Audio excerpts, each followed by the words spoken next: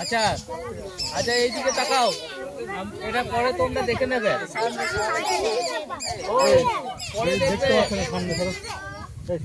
আচ্ছা এইদিকে দেখো, এইটা হচ্ছে সবাই বসে পড়ো নিচে।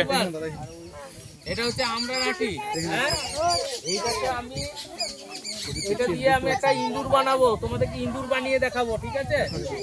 হ্যাঁ এইটা দিয়ে আমরা যেটা হচ্ছে এখন একটা ইঁদুর বানিয়ে দেখাবো। হ্যাঁ এবার কিভাবে বানাচ্ছি দেখো ইঁদুরটা। যেটা হচ্ছে যে প্রথমে আমরা এই দিকটাতে নয় এই দিকটাতে একটু হালকা কেটে নেব। তাহলে কি করলাম, এই দিকটাতে একটু কেটে নিলাম, ঠিক এরকম করে কেটে নিলাম হালকা, কেন না ভালো করে বসবে ফুলের বীজ। এটাকে আমি হাফ করে কেটে নেব। তাহলে এটা এখন আমি এইভাবে কেটে নিচ্ছি।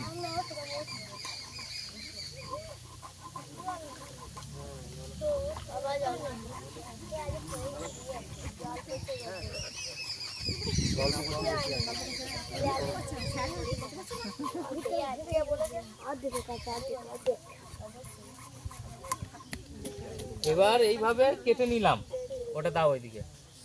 এইভাবে কেটে নিলাম, কেটে নেওয়ার পর কি করব, এই জায়গায় এরকম করে বসাবো। তাহলে এখন তাড়াতাড়ির জন্য একটা জিনিস করি, হ্যাঁ রাখো। সেটা হচ্ছে যে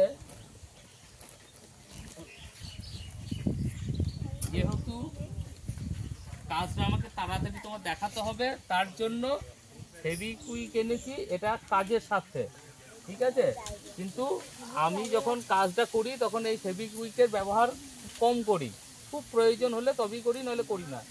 মুদ্রা কথা, আমি এই ফেভিকলের ব্যবহার করি।